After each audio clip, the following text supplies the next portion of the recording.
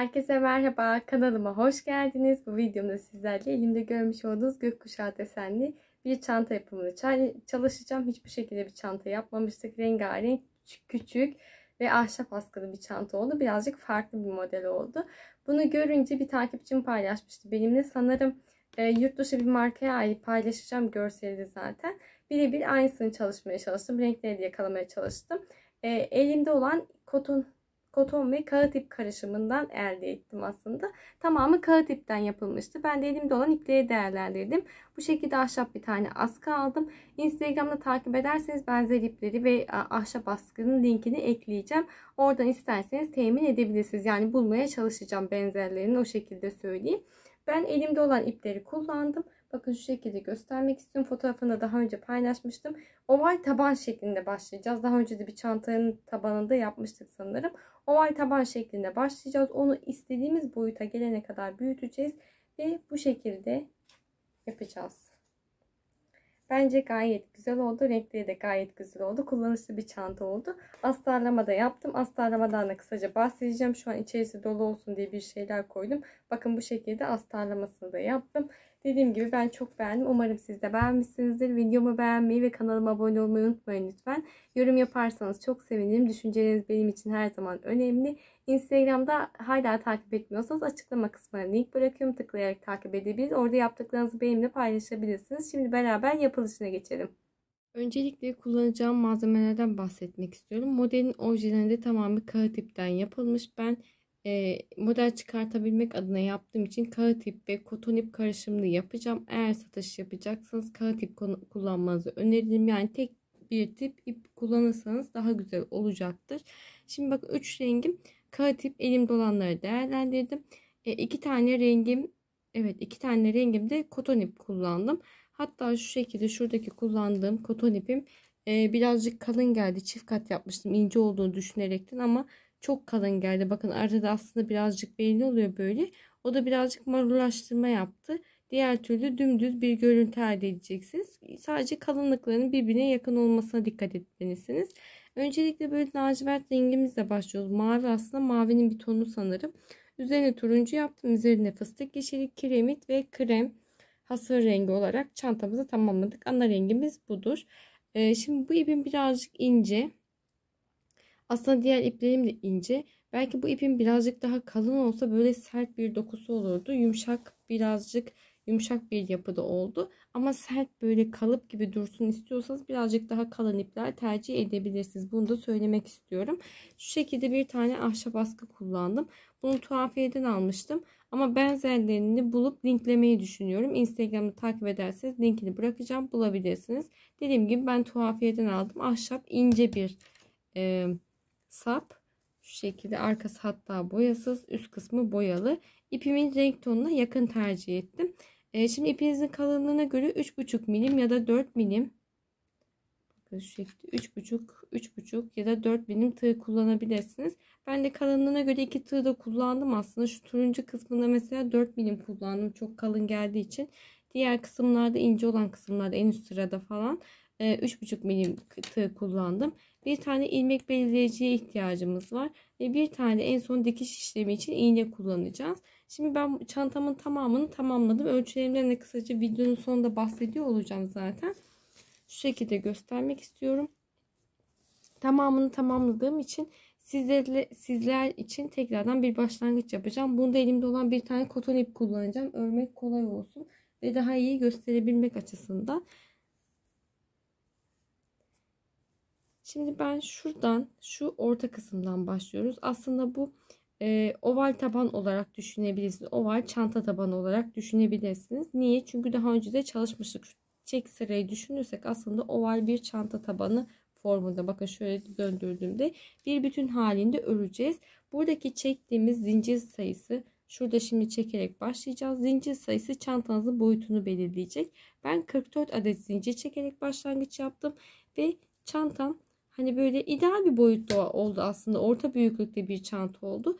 Daha büyük, daha uzun tutmak isterseniz zincir sayınızı arttırma yapabilirsiniz. Çift veya tek sayılar fark etmiyor.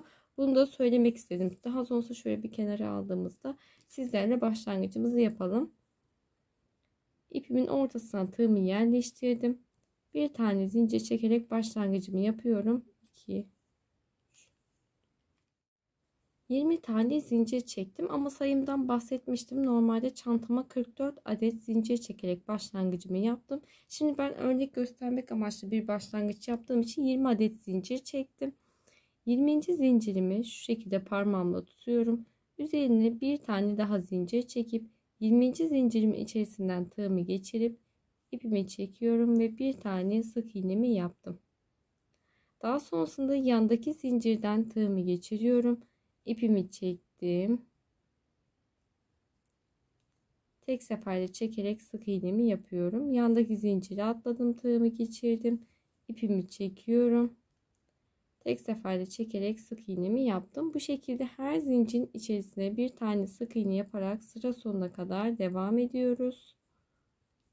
Son zincirime kadar ilerledim. Son zincirim yani birinci zincirimizin içerisinden tığımı geçirdim. İpimi çekip bir tane sık iğnemi yapıyorum. Aynı boşluğa batıyorum tekrar. Bir tane daha yaptım ve tekrar aynı boşluğa batıp bir tane daha sık iğne yaparak 3 tane sık iğne batıyorum. Son boşluğuma yani birinci zincir çektiğim noktaya 3 tane sık iğne batarak şu şekilde dönüşümü sağladım.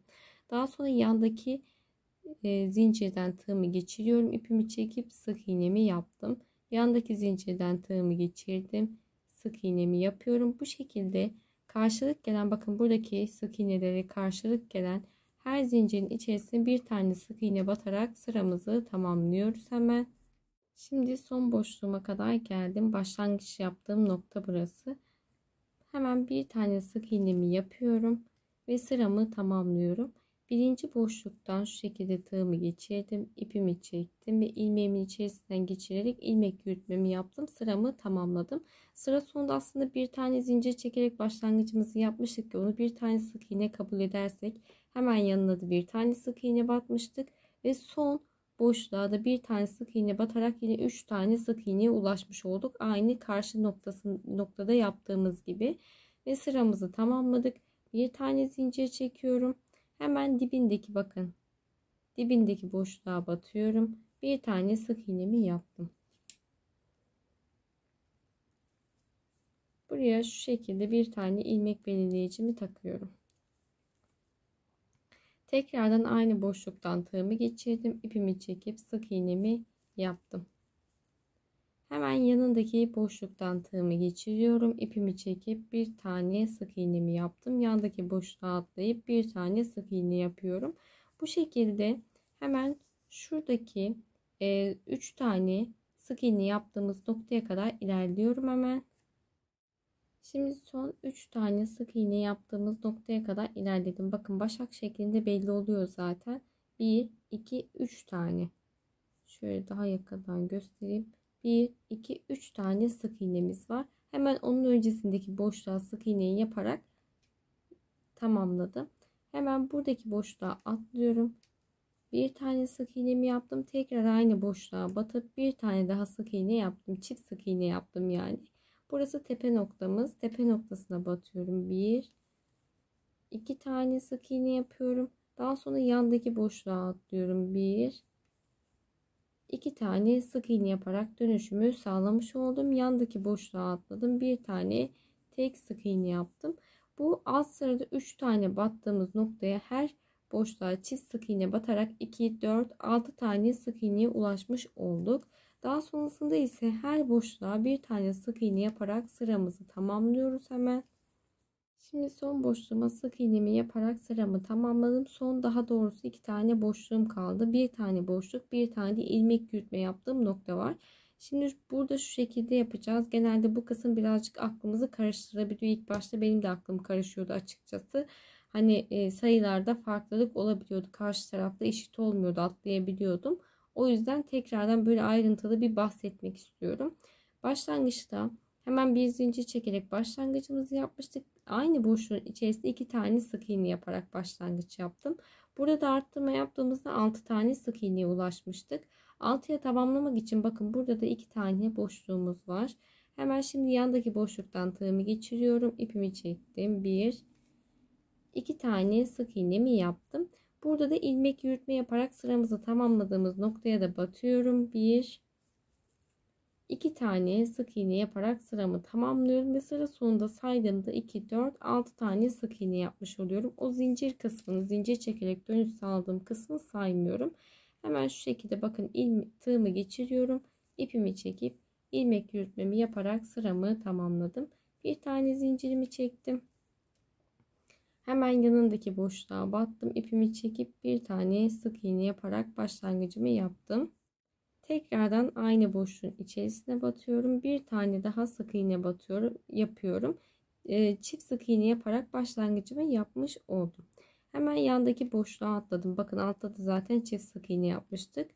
1 2 tane sık iğne yapıyorum. Yani 2 kez çift sık iğne yaparak dönüşümüzü sağlamış olduk. Yandaki boşluğa atlıyorum. Bir tane tek sık iğne. Yandaki boşluğa atlayıp bir tane tek sık iğne yapıyorum. Sıra sonuna kadar her boşluğa bir tane sık iğne yapıyorum. Çift sık iğne battığım noktaya kadar ilerledim. Son boşluğuma battım. Şimdi çift sık iğne battım. 2 tane sık iğnenin ortasındaki boşluktan tığımı geçirdim. İpimi çekiyorum. Bir tane sık iğne yaptım. Aynı boşluğa tekrar battım ve bir tane daha sık iğne batarak çift sık iğne yaptım.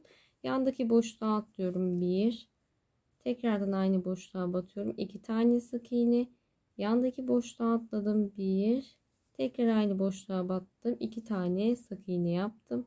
Yandaki boşluğa geçiyorum. 1 2 tane sık iğnemi yapıyorum. Son çift battığım noktaya geldiğimde de 1 2 tane sık iğne yaptım. Alttaki çift battığım noktaların tepesine, yani sıra boyunca, şu dönüş boyunca her boşluğa çift sık iğne batarak arttırmamı yaptım ve sıra sonunda 2 4 6 8 10 tane sık iğneye ulaşmış oldum. Devamındaki yandaki boşluğa atlıyorum. Bir tane sık iğnemi yaptım ve bu şekilde devam ediyorum buradaki noktaya kadar. Arttırma yaptığım noktaya kadar sık iğne yaparak ilerledim.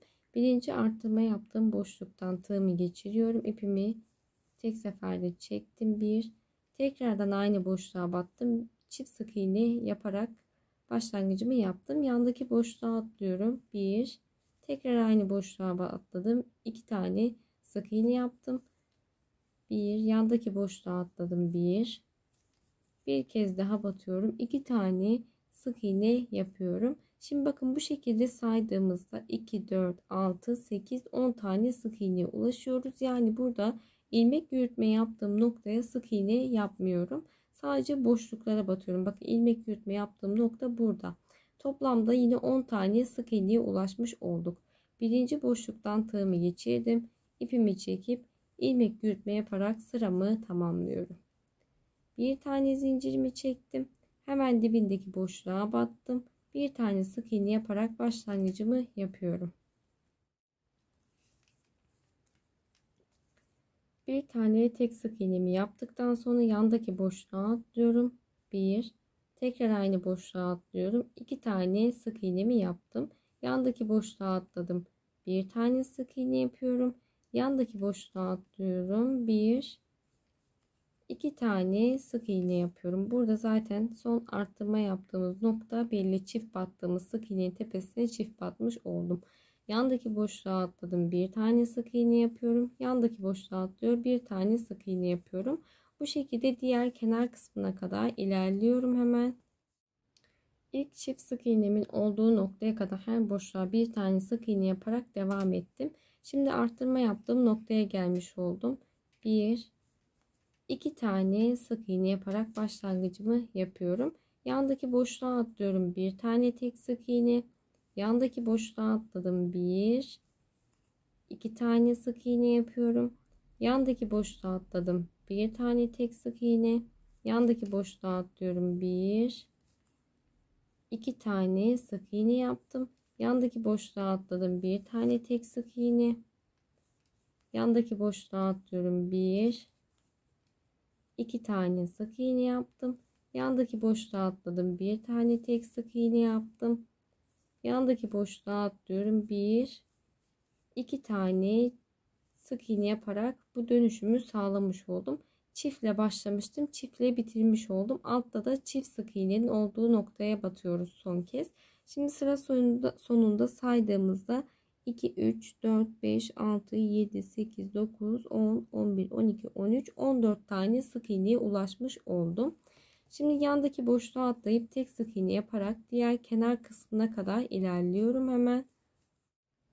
İlk çift sık iğnemin olduğu noktaya kadar ilerledim. Hemen yanındaki boşluğa atlıyorum. 1, 2 tane sık iğne yaparak çift sık iğne yaparak yani başlangıcımı yapıyorum. Yandaki boşluğa atlıyorum. Bir tane tek sık iğne. Yandaki boşluğa atlıyorum. 1, 2 tane sık iğne yapıyorum. Yandaki boşluğa atlıyorum. Bir tane tek sık iğne. Yandaki boşluğa atlıyorum. 1, 2 tane çift sık iğne yaparak sıramı tamamlıyorum. Başlangıçta da tek sık iğne yaparak başlangıcımızı yapmıştık. Yine saydığımızda sıra sonunda 14 tane sık iğneye ulaşmış olduk. Kenar kısmı da aynı burada olduğu gibi.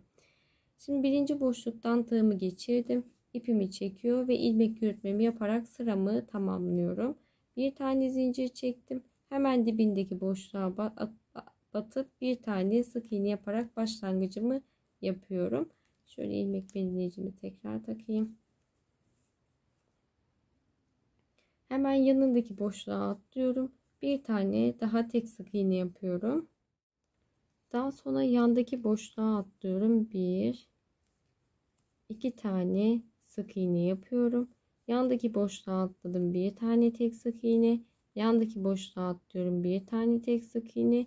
Yandaki boşluğa atlıyorum. 1, 2 tane batarak çift sık iğne yapıyorum ve bu şekilde son çift olan noktaya da batmış oldum. Yandaki boşluğa atlayınca bir tane tek, yandaki boşluğa atlayınca bir tane daha tek sık iğne yaparak diğer kenar kısmına kadar ilerliyorum hemen.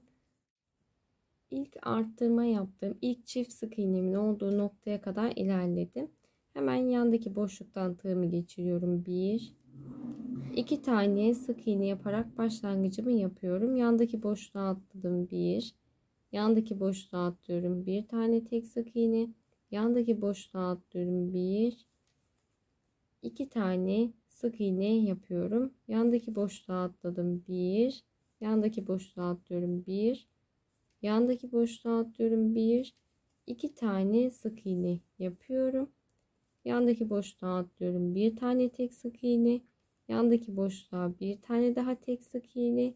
Yandaki boşluğa 1, 2 tane sık iğne yaparak çift sık iğnemi yapıyorum. Yandaki boşluğa atladım. Bir tane tek, bir tane tek ve son boşluğuma, son çiftimi olduğu noktaya gelince de çift sık iğne yaparak sıramı tamamlıyorum. Yani çiftle başlamıştık. 2 tane tek, bir tane çift, 2 tane tek, bir tane çift olarak devam ediyorum. Ve sıra sonunda saydığımızda 2, 3, 4, 5, 6, 7, 8, 9, 10, 11, 12, 13, 14, 15, 16, 17, 18 tane sık iğneye ulaşmış olduk. Daha sonrasında her boşluğa bir tane tek sık iğne yaparak kenar kısmına kadar devam ediyorum. İlk çift sık iğne yaptığım noktaya kadar ilerledim. Hemen boşluktan tığımı geçiriyorum. 1, 2 tane sık iğne yaparak başlangıcımı yapıyorum. Çift sık iğne yaparak başlangıcımı yaptım. Yandaki boşluğa bir tane tek, yandaki boşluğa bir tane tek sık iğne yaptım. Yanındaki boşluğa 1, 2 tane sık iğne yaptım. Yandaki boşluğa 1, 2 tane tek sık iğne yapıyorum. Yandaki boşluğa 1, aynı boşluğa tekrar dönerek bir tane daha sık iğne yapıyor ve çift sık iğne yapıyorum. Tekle başlamıştık. Hatırlarsanız 1, 2 tane tek sık iğne ile başlamıştık. Çift sık iğne yaparak sıramızı tamamlamış olduk. Hemen buradaki boşluktan tığımı geçiriyorum. İpimi çekip ilmek yürütme yaparak sıramı tamamlıyor. Bir tane zincirimi çekiyorum. Şimdi burada 18 tane sık iğneye ulaşmıştık ya, sıra sonunda burada da 18 tane sık iğneye ulaştık. Şimdi şunu söylemek istiyorum. Sayılar bundan ibaret. Başlangıcımız oldukça önemli. Bu şekilde sayıyı oturttuktan sonra devamı gayet kolay geliyor. Ama şöyle bir püf noktası var. Farklı ipler olduğu için Benim bile iplerim farklı olduğu için sayılarımda değişiklik oldu. Yani şu şekilde, hep bu şekilde bir arttırma yaparak ilerleyeceğiz. Ama arada hiç arttırma yapmadan da bir sıra ya da iki sıra devam etmemiz gerekiyor. Bunu da incelediğinizde sizin yapıyor olmanız gerekiyor. Yani fark ediyor olmanız gerekiyor. Şunu söylemeye çalışıyorum. Bakın şimdi bunda birazcık marullaşma oldu. Benim şu anki kullandığım ipim koton ip. Ama diğer çantamda hani kağıt ip kullandığımda, kağıt ip koton ip geçişlerinde de farklılık olduğu için bu ayarlama tamamen size kalmış bir şey. Baktık böyle bir marullaşma oluyor. Mesela bu sıraya kadar arttırma yaptık. En son 18 tane sık iğneye ulaştık. 2 tane tek, bir tane çift yapmıştık. Bu sıramızda şu an kaçıncı sıramızın başlangıcını yapıyoruz? 3, 4, 5, 6. sıramızın başlangıcını yapacağız. Başlangıçtaki mavi kısımda 6 tane, 6 sıradan oluşuyordu. Pardon, 6 tane diyorum. 6 sıradan oluşuyordu. Yani şu kısım 6 sıradan oluşuyordu. Ben de şu şekilde yaptım. Mesela turuncu kısmı birazcık kalın geldiği için bir marullaşma olmuştu. O kısımda arttırma yapmamıştım. Yani başlangıçta yapmıştım ama yine de dediğim gibi ipin farklılığına göre değişiklik gösterebiliyor. Şunu söylemek istiyorum. Mesela böyle olduğunda düz bir görüntü elde etmek istiyorsanız, böyle dümdüz bir görüntü elde etmek istiyorsanız ya da şu noktalarda bakın bu girinti çıkıntı belli olsun istemiyorsanız, hemen yanındaki boşluktan tığımı geçirip bir tane sık iğne yaparak başlangıcımı yaptım.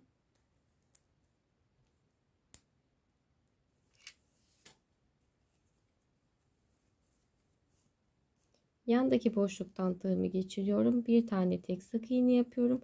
Yandaki boşluktan tığımı geçirip bir tane sık iğne yapıyorum. Şimdi sıra sonuna kadar, yani bu başlangıç noktama kadar herhangi bir arttırma yapmadan ilerleyip geleceğim.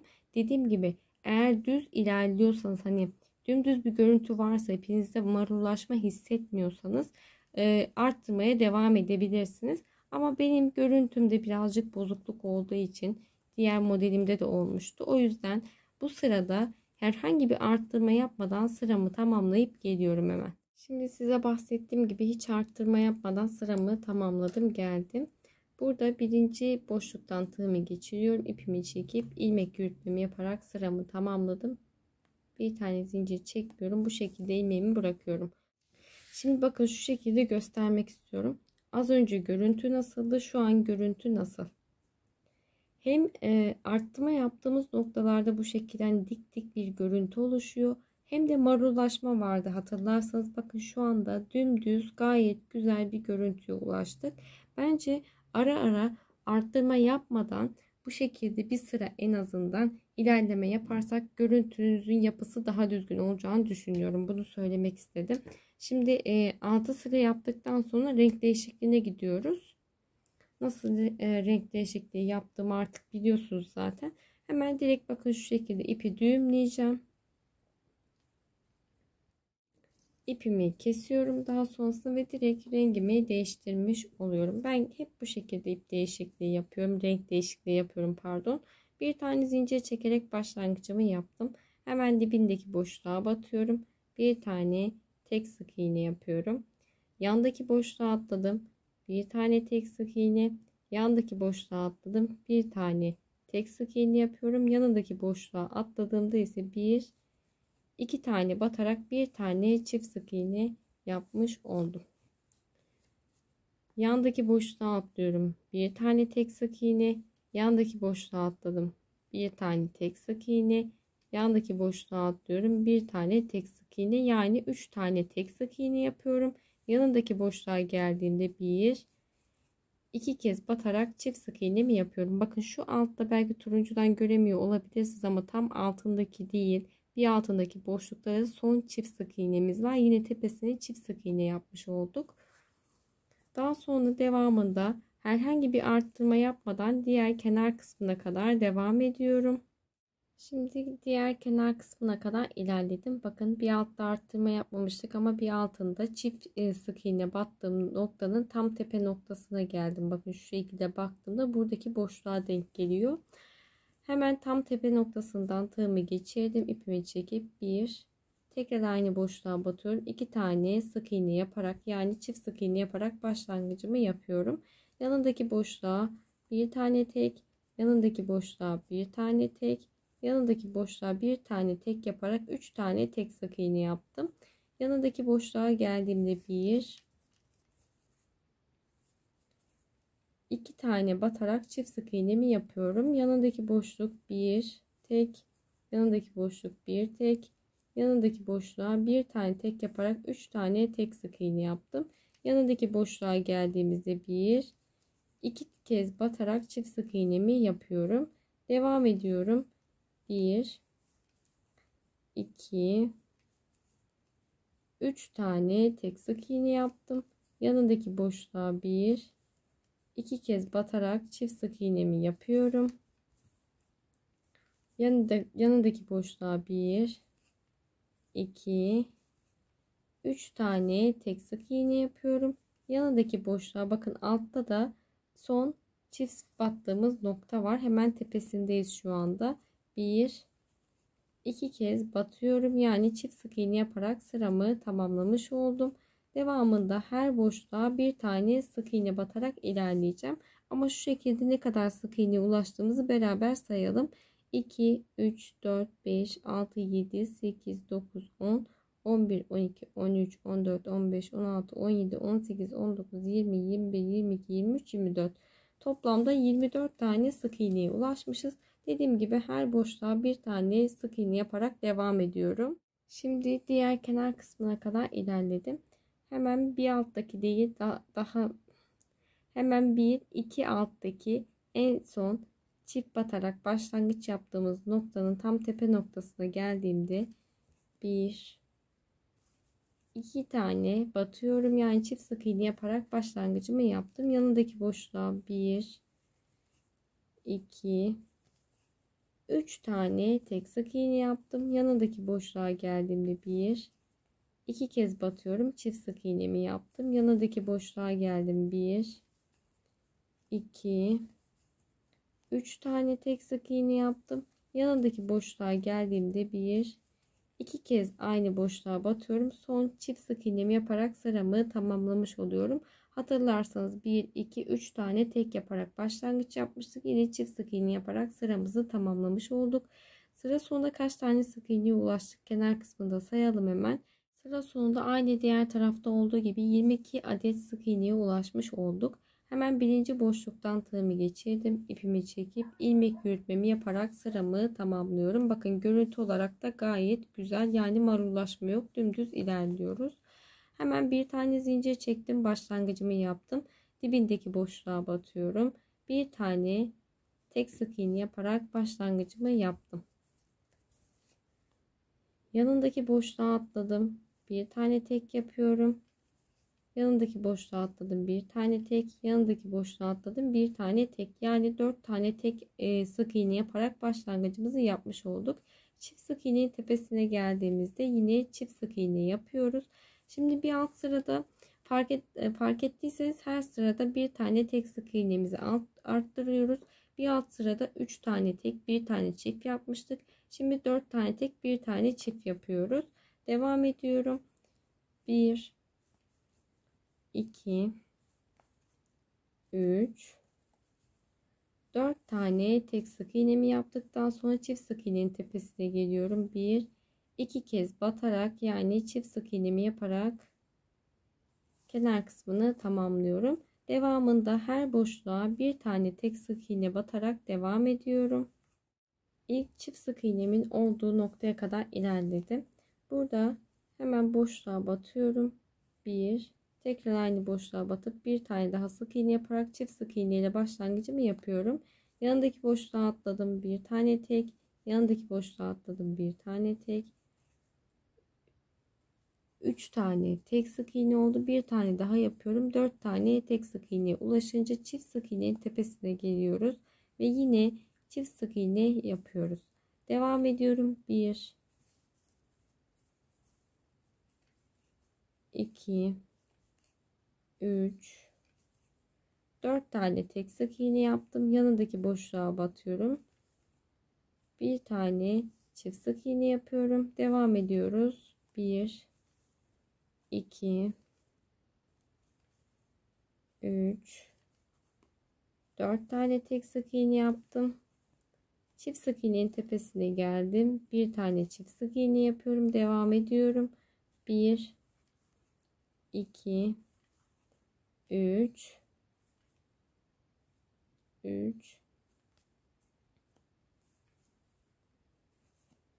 4 tane tek sık iğne yaptım. Çift sık iğnenin tepesine geldim.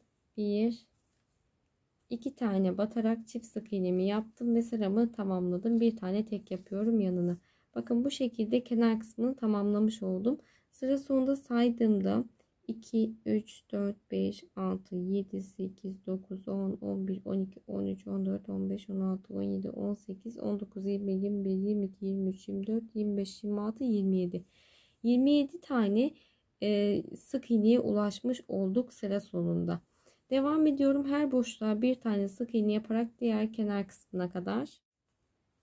Çift sık iğne yaparak başlangıç yaptığım noktaya kadar geldim. 1 2 tane aynı boşluğa batarak çift sık iğnemi yaptım. Yanındaki boşluğa atladım. 1 2 3 4 tane tek sık iğnemi yaptım. Yanındaki boşluğa atlıyorum. Çift sık iğne var. Bakın altında da yine çift sık iğne yapıyorum. Devam ettim. 1 2 3 4 tane tek sık iğne yaptım. Son boşluğuma geldiğimde de 1 2 tane sık iğne batarak aynı boşluğa çift sık iğne ile sıramı tamamladım. Hemen birinci boşluktan tığımı geçiriyor. İpimi çekip ilmeğimin içerisine yürüterek sıramı tamamlıyorum.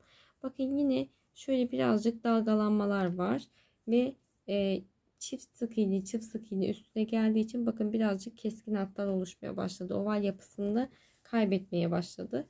Tekrardan bu noktada bir tane zincir çekiyorum. Yanındaki boşluğa atlayıp bir tane sık iğne yaptım.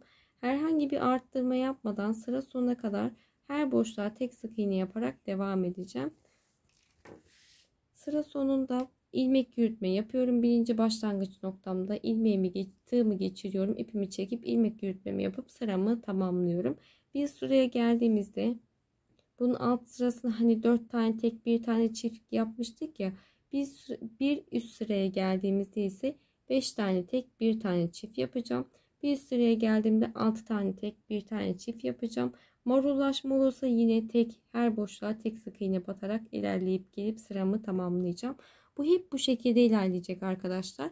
Hep tek sık iğnemizde bir tane arttırma yapacağız. İşte bir üst sıraya geldiğimizde 7 tane tek bir tane çift. 8 tane tek bir tane çift şeklinde. Az önce de bahsettiğim gibi burada önemli olan el ayarı.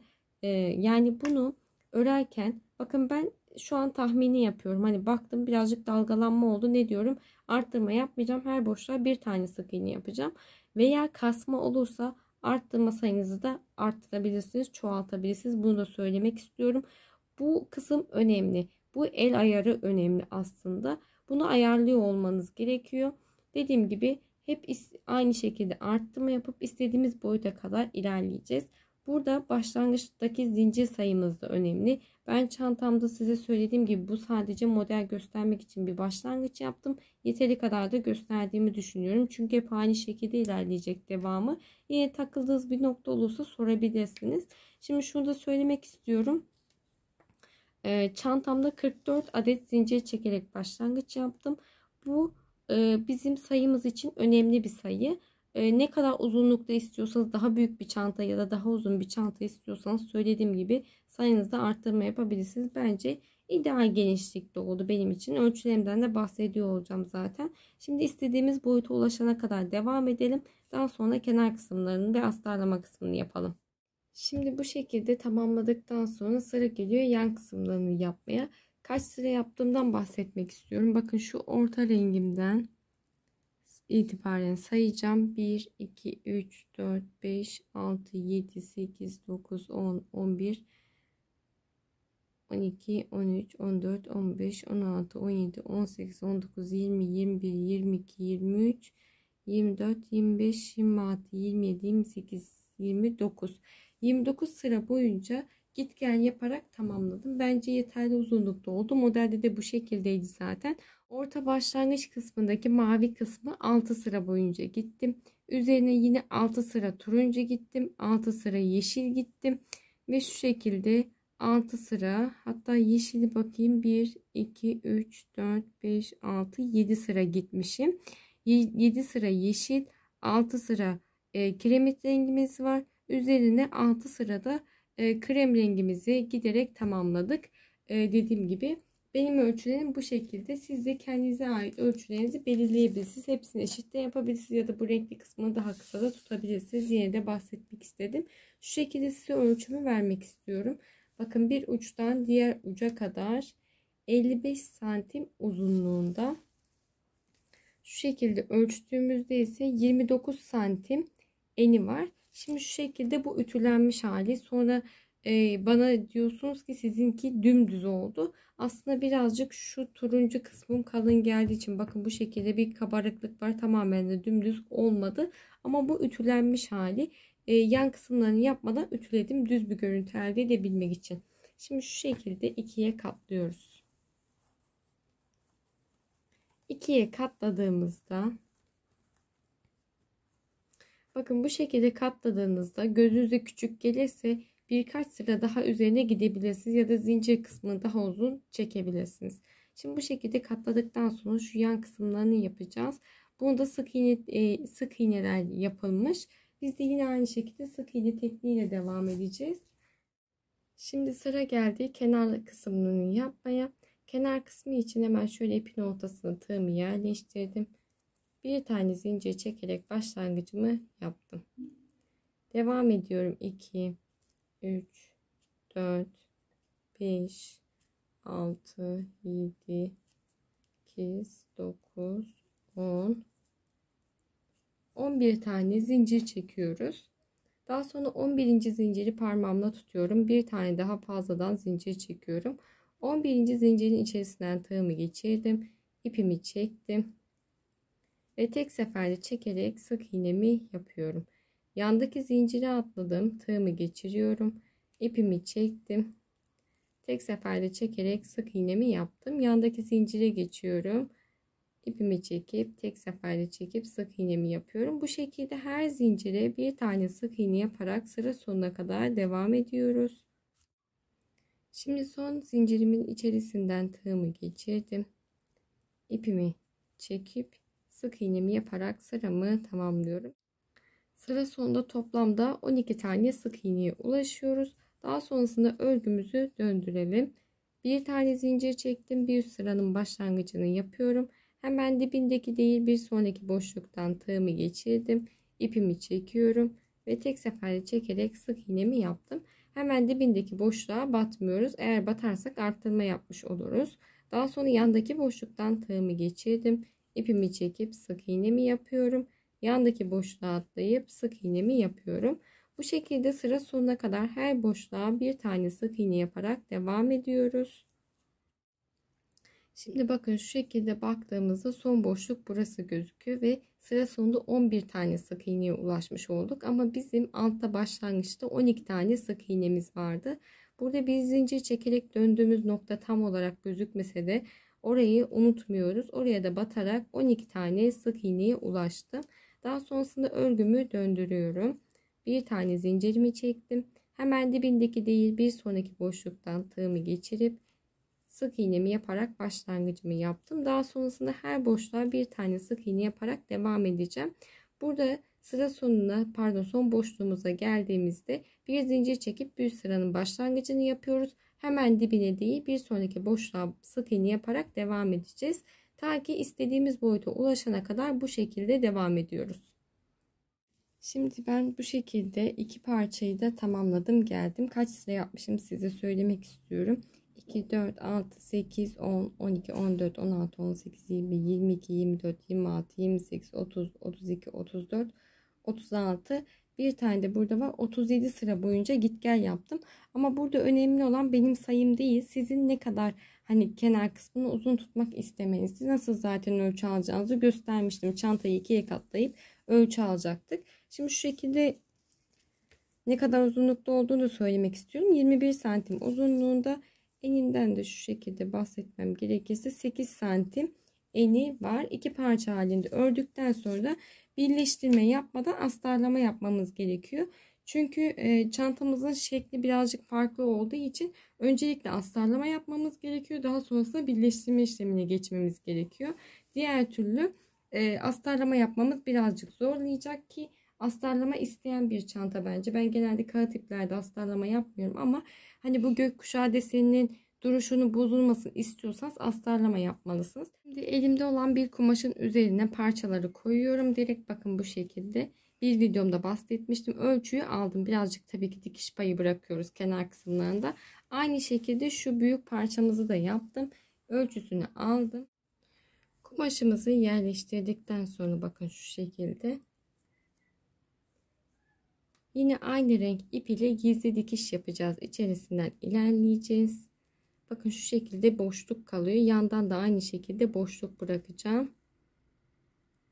Şöyle bir başlangıcımızı yapalım.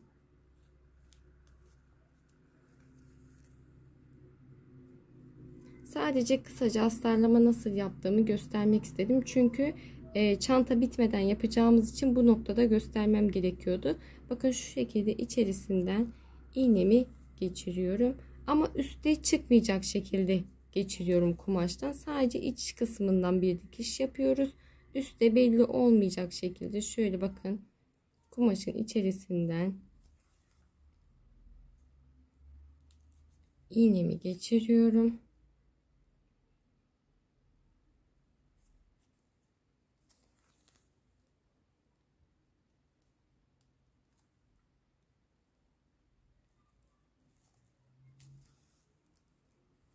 Bakın dışarıdan sadece makinede yaptığımız dikiş gözüküyor.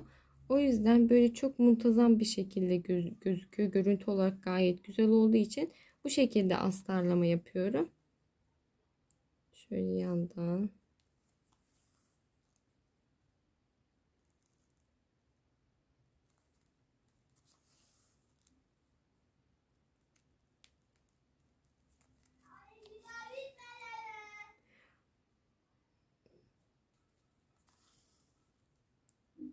Kenarlarda boşluk bırakmayı unutmayın lütfen. Çünkü birleştirme yapacağız birazdan.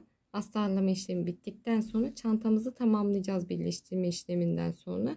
Şimdi bu şekilde hep dikeceğim. Şöyle sona kadar geldim. Göstermek istiyorum. Bakın içeriden şu şekilde bir dikiş var. Üst kısmında ise görüntü bu şekilde. Devam edeceğim. Aynı şekilde tüm etrafını dolaşarak dikme işlemimi tamamlayacağım. Kenarlardaki boşlukları unutmuyoruz lütfen. Çünkü birleştirme yapacağız. Az önce de söylediğim gibi daha sonrasında diğer parçamı ve en büyük parçamızın da astarlama işlemini tamamlayıp geliyorum. Şimdi astarlamayı yaptıktan sonra hem kenar hem de orta kısmını bakın bu şekilde tamamladım. Yaptıktan sonra kıvırıyoruz. Eşit olacak şekilde bir kıvırma yapalım. Yani tamamen şöyle eşitleyelim. Çünkü artık yan tarafı sabitledikten sonra dönüşümüz yok. Eşitledikten sonra şu şekilde şöyle taban olacak. Şuradan bir yerleştirme yapacağım.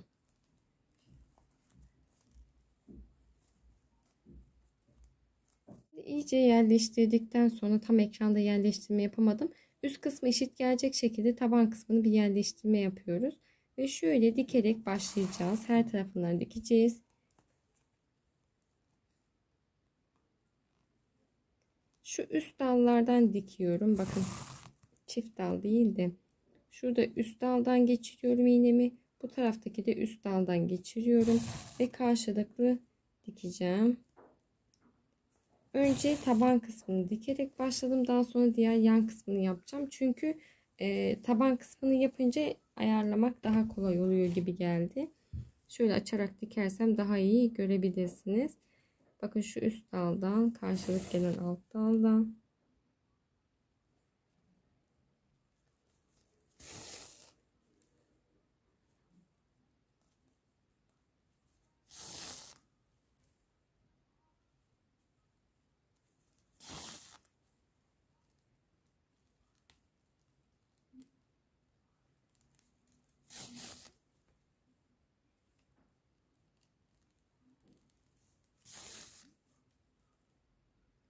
Bakın bu şekilde sıra sonuna kadar ilerliyorum. Normal düz dikişimizi yapıyoruz.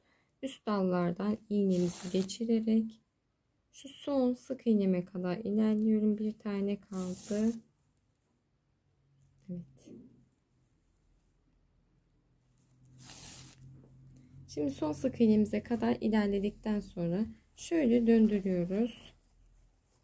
Artık üste doğru dönüşümüzü sağlayacağız. Bakın buradan başladım. Daha sonrasında bu şekilde devam edeceğim. Şöyle tutuyorum. Yine aynı şekilde üst dallardan, iki daldan geçirmemize gerek yok. Tek daldan geçirirsek görüntü olarak daha güzel olacak. Hem üstten hem karşılık gelen diğer taraftaki, bakın şöyle geçiriyoruz.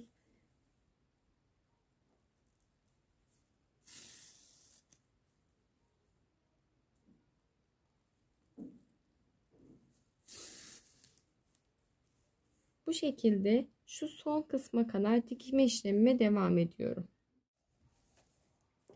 Şimdi bakın bahsettiğim gibi son kısma kadar geldim. Burada ipimi kesiyorum hemen. Şöyle arkadan düğümleyelim iyice.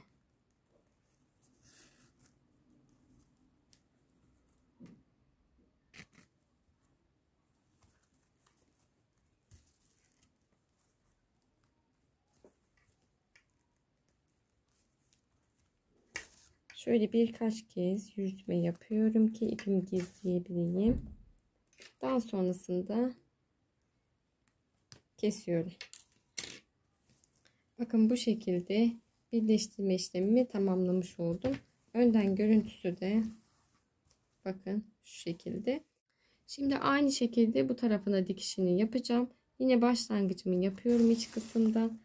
Öncelikle tabandan başlamamamın sebebi üstün eşit olmasıydı. Onu başta da söylemiştim. Hani bu şekilde eşitlediğim için öncelikle taban kısmını birleştirme yapmak istedim. Doğru bir sonuç elde edebilmek için. Yoksa şuradan başlayıp aynı şekilde de devam edilebilirdi. Şimdi karşılıklı aynı şekilde dikerek ilerleyeceğim. Bakın şu üst dallardan diğer tarafta da boşluk gördüğüm her kısımdan geçirmeye çalışıyorum. Normal düz dikme işlemimizi devam edeceğiz.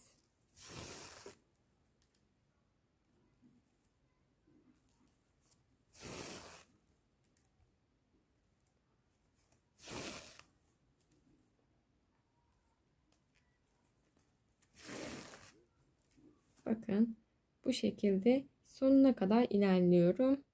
Şimdi ben sıramı tamamladım, dikme işlemimi. İpimi iç kısma çekiyorum. Herhangi bir yerden iğnemi geçirip ipimi iyice düğümlüyorum.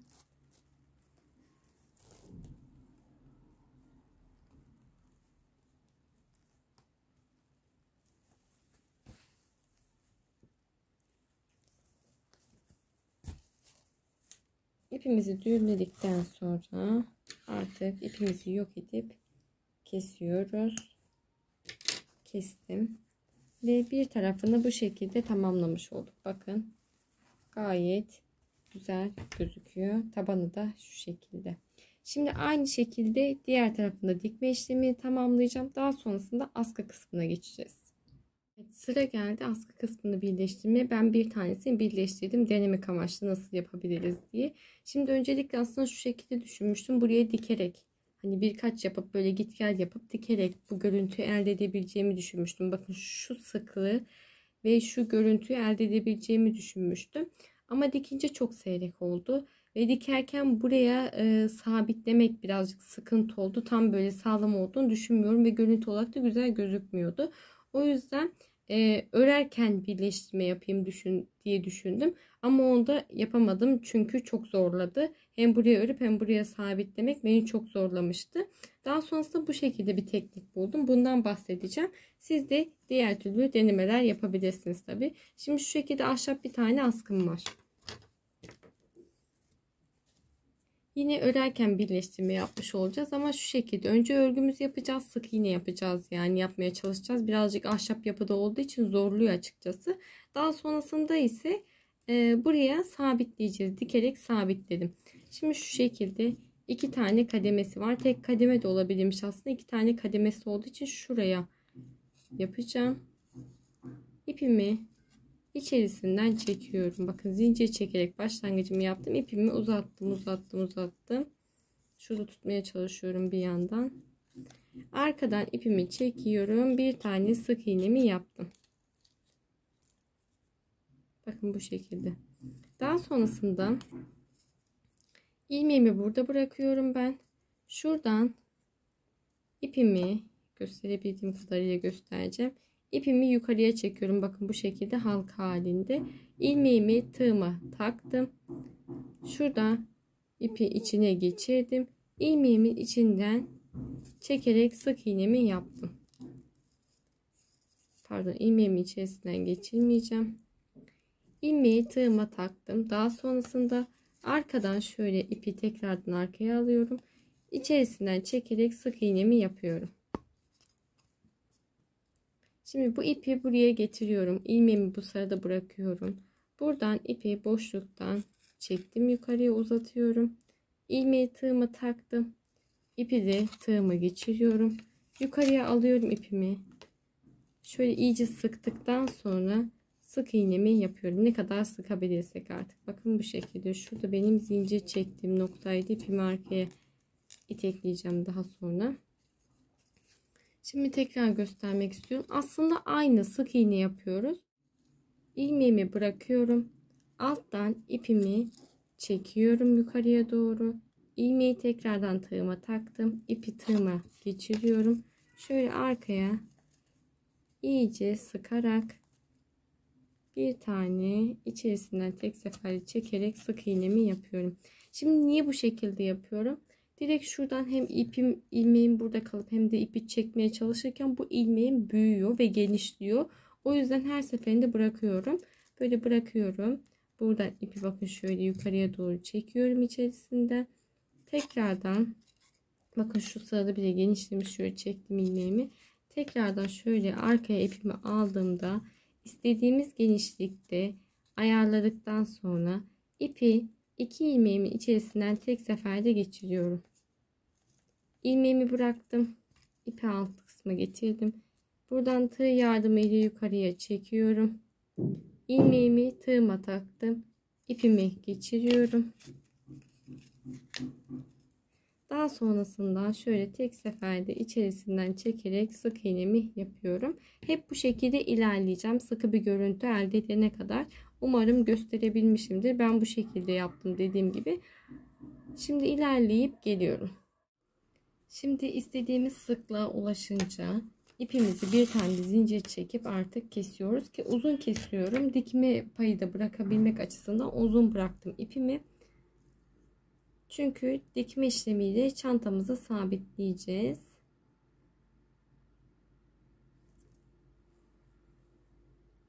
Hemen iğnemize ipimizi takalım. Evet, şöyle. Taktıktan sonra şöyle çantamızın diğer tarafını çeviriyoruz. Burada da tam eşit gelecek şekilde bir yerleştirme yapıyoruz. Şimdi arkada bakın şöyle görebiliyor musunuz? 1, 2, 3. sıranın üzerine yerleştirme yapmışım. Burada da aynı şekilde bir yerleştirme yapacağım. 1, 2, 3'ün üzerine şöyle öncelikle eşitliyorum. Ters tuttum bir yandan. Şöyle. 3. sık iğnemin üzerine gelecek şekilde ve arkadaki askımla da eşit olacak şekilde yerleştirdikten sonra ipim üstte, direkt arkaya şöyle iğnemi ittiriyorum ve başlangıcımı yapıyorum. Daha sonra hemen yandaki sık iğnenin içerisinden bakın çıkıyorum. Şöyle bir tane sık iğne ya da 2 tane sık iğne atlayıp arkaya doğru dikiyorum. Daha sonra hemen yanındaki düz bir dikiş yapıyorum burada. Dümdüz dikeceğiz. Hatta bazı noktalardan birkaç kez gidiyorum ki sağlam olsun. Çünkü askı kısmı birazcık önemli. Çantayı taşıyan kısım olduğu için aslında dümdüz dikeceğiz. Şöyle döndürüyorum bir yandan.